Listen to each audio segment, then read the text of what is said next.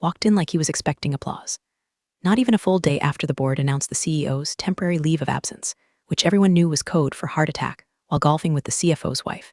And here comes his son, Brandon, strutting through the glass doors like he invented capitalism.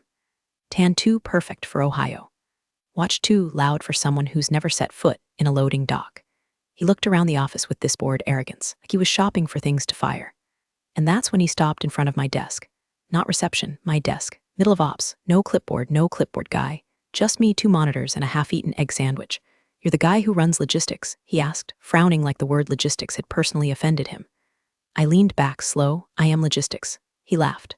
One of those quiet, condescending chuckles like I was a child playing CEO with my daddy's necktie. He didn't introduce himself. He didn't need to. We all knew who he was. Brandon Whitmore, Wharton dropout, social media crypto bro, once got sued for calling a barista servant class on TikTok. And now, he was technically my boss. Without even glancing at my screen, he muttered, "We don't keep lazy people here," and walked off before I could even swallow my rage or my sandwich. The office went silent. You could have heard the ficus die a second time. Here's the part that he didn't know, that desk he insulted. It's where I rebuilt the company's entire distribution protocol after a hurricane leveled our southern hub. I personally negotiated our UPS bulk rate contract during a labor strike. I've worked 18 Christmas Eves in a row without asking for overtime. And for the past 6 years, every executive-level decision that's touched the warehouse floor has quietly gone through me. But I didn't say a word. Not yet. I stood up, shut my laptop, and started packing. No panic, no anger, just surgical calm. Took my mug, my backup drive, my NDA-protected field notes on a supply reroute project worth $1.3 million in savings next fiscal. Brandon watched from the corner with this smug little victory smirk, probably already rehearsing how he'd phrase it in an Instagram story. I walked out. But before I cleared the lobby, I paused by the security desk, handed Marcus, the overnight guy, a sealed envelope and said, "Make sure this gets to Charles Whitmore directly." Not his assistant, him. Then I left without another word. What was in the envelope? Oh, just a certified printout of Clause 7.4.13 from my executive retention agreement, signed, initialed, and notarized by Daddy Whitmore himself in 2017. And a note, handwritten. Just 4 words, "You fired who exactly?" Tomorrow was going to be loud. Charles Whitmore, the real CEO, wasn't the type to scream. Not unless something was bleeding money or sleeping with his wife. But that morning, just after 7 a.m., before his cardiologist even cleared him to return, stormed into HQ with a silk tie half-tied and a blood pressure cuff still dangling from his wrist like a fashion accessory. I wasn't there to see it, of course. I was at home, sipping black coffee from a chipped mug with a satisfaction that should have been illegal. But my phone lit up like a Christmas tree in a meth trailer. First it was Marcus, security. Bro, he's here. Your guy just walked in screaming like someone put nails in his colon. And it was Celia from accounting. Tell me this is some kind of Ocean's 11 revenge thing, because Charles just asked if Brandon had brain damage or a vendetta. And finally, Susan from legal, who hates calling people. He opened the envelope in front of the whole board, read the clause out loud, turned the color of a wet ham, then said, "We owe him how much?" I think someone actually Googled defibrillator protocol. See, Clause 7.4.13 wasn't just severance. It was a panic parachute. Back when I saved their asses during a 6-month customs backlog, they'd offered me a bonus. I said no thanks, give me job security with teeth. So they did, buried in fine print. If I was terminated without cause by anyone other than Charles, I got 3 years salary paid in 48 hours, 20% annual bonus, front-loaded, lifetime dental. And here's the kicker, a non-compete release, meaning I could walk straight into any competitor and hand them my playbook. And I had offers. Oh, I had offers. Back at HQ, Brandon tried to spin it. Said I was underperforming, didn't show initiative, even claimed I threatened him with a stapler. But Charles just stared at him like he was trying to remember what condoms cost in 1996. Fired the only person keeping our shipping schedule tighter than your buttocks appointments, he growled. Then came the bomb nobody saw coming. Charles didn't just overturn the firing. He fired Brandon. Right there on the mezzanine in full view of the operations staff, Charles pointed a liver-spotted finger and said, "You're not ready. You treat this company like it's a hobby. Get out." HR tried to intervene. Brandon's face went white, then red, then green. Looked around like someone was going to start clapping. No one did. Charles turned to Marcus and said, "Escort my son off the property. Don't let him touch anything." Now that was poetic. But don't think this is where it ends. Because what Charles didn't know, what nobody knew yet, was that Brandon had already made one move before his little warehouse stunt. And that move was about to light the entire company on fire. The first explosion wasn't literal. It may as well have been. 8:42 a.m., Same damn timestamp as the moment Brandon fired me the day before. The warehouse floor screens glitched, just for a second. Then every shipping route, every invoice, every truck log gone. At first they thought it was a system update, then maybe ransomware. By 9:03 a.m., someone from IT found the trail, a permissions change initiated the night before. By Brandon's login, revoked half the warehouse admin accounts, rewired the export logs to redirect through a third-party data filter based in, get this, Austin, Texas, and had even initiated a data purge protocol scheduled to go live Friday at midnight. The man set a ticking self-destruct. And it gets better. The Austin address belonged to a shell company, registered under the name B. Whitmore Consulting. Translation: Brandon tried to steal the logistics infrastructure out from under Daddy and sell it back as a third-party vendor. He wasn't stupid. He was desperate. See, turns out Brandon had already blown through his trust fund investing in NFT horses and a streaming app for dog yoga. The consulting front was his way of building something of his own, to prove to Daddy he could be more than a walking Rolex. Only problem, he had no idea how any of it worked. Thought you could yank a 20-year logistics system like a weed and just plug it into Shopify. The man couldn't spell cross-dock, let alone run a quarterly volume forecast. So when he fired me, he assumed I was just a replaceable cog. What he didn't realize, I was the engine. And here's the real kicker. Before I left, I initiated something of my own. Not sabotage, just a little insurance policy. Let's call it the "oh no you didn't" protocol. For years I'd been building a shadow system. Not illegal, not even secret, just better, faster, leaner. I'd mapped alternate shipping routes, optimized vendor chains, and even designed a proprietary algorithm to predict inventory spikes 6 weeks in advance. All off the books, all stored on my cloud server, accessible by one keycard. Mine. So when Susan from legal called again, this time with her voice 2 octaves higher and a whole lot less snark, I gave her the answer she didn't want to hear. No, I said. I don't work there anymore. Your problem now. Click. 1 minute later, my inbox dinged. Subject, please reconsider. Charles wants to meet. But by then, I was already sitting across from someone else. A man in a tailored gray suit, competitor, CEO, holding a fountain pen and a blank check, and smiling like he just won the Super Bowl without playing a single down. Man across from me looked like money. Not the new kind, tech bros in hoodies and sneakers, but the old kind, quiet Rolex, cufflinks shaped like chess pieces, voice like silk wrapped around a baseball bat. He slid the check across the table without a word. I didn't look at it yet, didn't have to. His eyes already told me he knew everything. He leaned forward. So, he said, with the kind of smile you pour scotch on, does it feel watching them choke on the hand that fed them? I took a slow sip of my coffee. Would have felt better if the kid hadn't been such an amateur. We were in a private lounge downtown. Real mahogany, not that laminate crap from corporate conference rooms. The kind of place where they iron your napkin before you sneeze. His name was Richard Wexler, CEO of Logicor, our biggest competitor, and depending who you ask, the devil with a supply chain. For 5 years, he'd tried to poach me. And for 5 years, I said no. Loyalty, history, maybe even guilt. But after Brandon's stunt, guilt packed its bags and left with my dignity.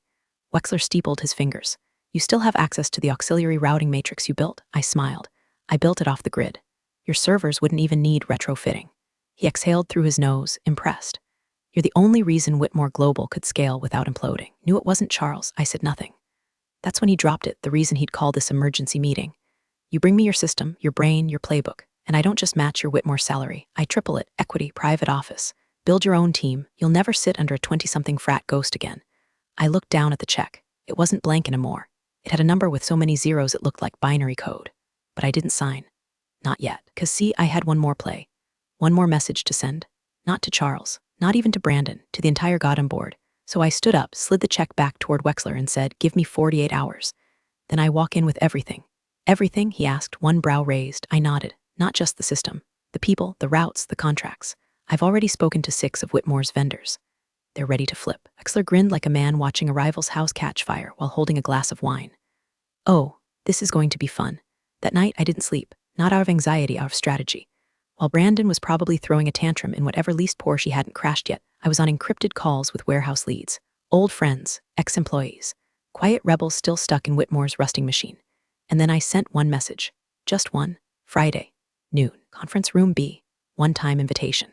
By morning, 22 replies, all yes, and one from an anonymous address. Does Charles know yet? He would, in exactly 27 hours, and he was going to wish his heart had given out before he read the agenda. Friday, 11:57 a.m. Conference room B, formerly reserved for quarterly boredom disguised as synergy meetings, was now the most dangerous square footage in the building. Walked in with no badge, no appointment, no smile. Just a manila folder under one arm and a storm under my skin. Inside, 22 people, not just any 22, warehouse leads, regional schedulers, vendor liaisons, drivers with more miles on their boots than Brandon had neurons in his brain, and at the head of the table, an empty chair with a placard someone had written in Sharpie, "For the king in exile." They stood when I entered. I didn't ask them to, just did. I took the chair, placed the folder in front of me, didn't open it yet, and that's when the door creaked again. Enter Charles Whitmore, sweat on his brow, anger in his step. Panic hiding just behind the CEO mask. Behind him, legal, HR and Brandon, freshly fired, but still trailing daddy like a hemorrhoid with Wi-Fi. Charles barked, "What the hell is this?" His voice cracked. He already knew. I didn't stand. I didn't raise my voice. "Agenda's simple," I said, finally opening the folder. Item 1, mass departure. Effective today, 2:00 p.m. These 22 people and myself will resign. Charles's hands clenched the back of a chair like he was trying to strangle upholstery. "You're bluffing." I slid the papers forward, resignation letters, signed and timestamped. I had notarized mine. Item 2, I continued, is vendor shift. I've spoken to 9 of our top suppliers. As of Monday, be working exclusively with Logie Corps. Brandon scoffed, but the legal rep's face turned pale. That part was very real. Charles stepped forward, voice low now. "You torch everything over him." He motioned to Brandon like he'd accidentally stepped in something. I leaned in, calm. He lit the fire. I just turned it into a controlled burn. HR whispered something to legal. Charles looked like he aged 10 years in one breath. And then, like a man admitting the dog he'd trained bit the wrong child, he dropped his eyes. "What do you want?" he asked. And there it was, the power shift. I closed the folder, stood up slowly. Too late for what I wanted. What I want now is for you to watch what happens when loyalty isn't in the policy manual. Brandon, cocky, twitching, probably still drunk from the night before, finally exploded. "You can't do this. This is industrial sabotage." It's when I reached into my coat pocket, pulled out the tiny flash drive I'd kept silent about. "Sabotage?" I echoed, holding it up. "This little guy here contains a 6-year refined network of routes, efficiency hacks, contract loopholes, and regional contingency plans. The thing you tried to fire. The thing you tried to steal." Charles lunged for it. I pulled it back with a smile. "Nope." And then I walked out, past the boardroom, past the stunned interns, past the security guard who gave me the world's slowest, most satisfying nod. Down the elevator, across the street, into a waiting car with tinted windows. Inside, Richard Wexler, waiting, grinning. "You get what you came for?" he asked. I placed the flash drive on his palm. "No," I said. "I got everything." Wexler didn't say a word. He just held the flash drive like it was the holy grail wrapped in plutonium. Outside, across the street, more HQ looked like it was bleeding. Suits pacing, phones pressed to ears, HR dragging rolling chairs across the marble lobby like battlefield stretchers. 23 resignations, 9 vendor defections, a logistics system gutted and reborn in my back pocket. "I assume it's all there?" Wexler finally asked. "Everything but the stapler I was accused of weaponizing." He chuckled, slow and dangerous. "I'll send flowers to their funeral." But I wasn't smiling. "Celebrate yet," I said. "Brandon's a dumbass yet, but Charles. He's not just going to take this on the chin." And I was right. Because 2 hours later, just as I was touring Logie Corps' ops floor, glass walls, frictionless design, screens humming with actual efficiency, my phone buzzed. Unknown caller I almost didn't answer. But curiosity, she's a spiteful mistress. "Is this Daniel?" The voice was gravel soaked in whiskey and shame. "Charles, I want to talk." Stepped into an empty office, shut the door. "Now you want to talk?" A long exhale. Like he was trying to suck the pride back into his lungs. I made a mistake. "Brandon, he thought he was being proactive." "Proactive?" I said. "He deleted shipping manifests, Charles. He rewired your vendor pipeline through a fake company registered to his own name. That's not proactive. That's a Ponzi scheme wrapped in a participation trophy." Another silence. "I'll fire him," Charles said. "Permanently, I'll clean house. You come back, take full control of logistics. C-level, title of your choice. Rewrite your contract." I laughed, not a happy one. "You're dangling steak after burning the cow, Charles. I'll double what Wexler's offering." And there it was. The desperation. I paused. Not because I was tempted, because this moment needed to breathe. Let the humiliation fester. "I'm not coming back," I said finally. "But I'll do you one mercy." He perked up. "What's that?" I smiled into the receiver. "I won't go public." The silence on the other end was thick, heavy. "You have NDAs," he finally muttered. "I have morals," I corrected. "But more importantly, I have leverage. What's left of your board doesn't need to know that your son tried to hijack the company's spine. They'll just think you lost control, which you did." Quietly. He started to say something else, but I hung up. I wasn't bluffing. Because 5 minutes later, Wexler's assistant came in with a folder. "Mr. Wexler thought you'd want to see this." Inside, screenshots, emails, access logs, everything Brandon touched, everything he tried to reroute fake. Wexler's legal team had already begun mapping it out, just in case. Insurance, the real kind. And right there at the bottom of the stack, an email Brandon sent to an offshore consultant. "Once I get the old guy out, the ops system is ours. Dad won't know until Q4. Lol, huh? You ever see a man accidentally write his own obituary? Because I just did. By Monday morning, the obituary was signed, sealed, and buried under 6 feet of corporate silence. Charles never called again, but someone else did. A junior partner from Whitmore's board, nervous, stuttering, the kind of guy who probably wore wool suits in July. He asked, politely, if I'd be willing to clarify certain events for internal documentation. I said, politely, go to hell. Because by then, the war was over. And I hadn't just won, I'd erased the battlefield. Let me paint the picture. While Whitmore scrambled to Frankenstein their systems back together, Wexler and I were already 3 moves ahead. I wasn't just integrating my infrastructure into Logi Core's architecture, I was rewriting it, layer by layer. Smart routing, predictive analytics, vendor flex frameworks, tools Whitmore never even knew existed were now humming quietly inside Logi Core's veins. And the 22 I brought with me, they weren't employees anymore. They were commanders. Every one of them got a raise. Full benefits. Corner offices where they used to have closets. I even made sure Marcus from security was brought in as our new logistics security advisor. Guy used to work 12-hour night shifts next to a flickering vending machine. Now he's got stock options and a damn espresso bar. Wexler didn't just trust me, he invested in me. And with every shipment we nailed, every vendor who called to say this is smoother than anything we had before, I could feel the tide shifting. One by one, Whitmore's clients started calling us.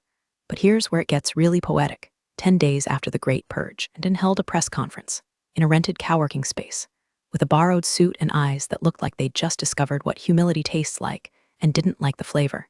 He tried to spin it, called himself an innovator misunderstood by legacy minds, said he was building a new kind of logistics experience for the modern era, claimed to have raised private capital.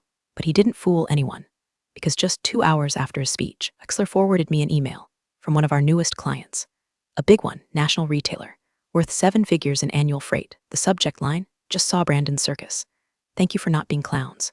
And in that moment, sitting in my glass-walled office with the skyline burning gold behind me, I felt it, not revenge, not even pride, something deeper. The kind of stillness that comes when you know you buried your enemy with facts, not fury. There was one final thread to pull, one more surprise, and I'd been saving it just for Charles. Tuesday, 6:17 a.m. I stood outside Charles Whitmore's country club, golf shirt pressed, coffee in hand, watching a dozen Teslas hum quietly into valet. He didn't know I was coming. I wanted it that way. The board was meeting here today. Off-site strategic realignment, corporate speak for who gets fired next. I had no interest in the menu or the dress code.